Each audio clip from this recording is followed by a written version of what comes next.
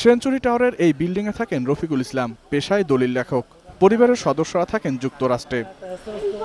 সুবিশাল এই ফ্ল্যাটে রফিকুল ইসলাম একাই থাকেন। তবে প্রশ্ন উঠেছে এই ফ্ল্যাটে ৩ জন গৃহকর্মী থাকা নিয়ে। আমার বাসায় আছে আর দুটো কাজের মেয়ে আছে। ওয়াইফ ইদানিং আমেরিকা গিয়েছেন। না, ওরা তো ওদের নিজের হাতে পাক করে, নিজের হাতে সব কিছু করে খায়, মানে স্বাধীন। ওদের মানে কাজের মধ্যে কোনো ইন্টারফেয়ার নেই। ওরা যতটুকু যা পারে করে, না পারলে নাই, আমি চলে যাই। ৩ জন গৃহকর্মী বাসায় রাখার ব্যাপারে কোনো সদুত্তর দিতে পারেনি বাড়িওয়ালা। তবে পুলিশ সবকিছু খতিয়ে দেখছে। প্রাথমিক অবস্থায় মনে হচ্ছে যে মেয়েটা আত্মহত্যাই করছে। তবে আমরা এখনও ফাইনাল সিদ্ধান্তে নিতে পারতেছি না, কারণ আরও কিছু ব্যাপার আছে, মেডিকেল টেস্ট। তারপরে এই বাড়িতে 4টা কাজের মেয়ে, কোনো লোকজন নাই, ওই লোকটা একাই থাকে।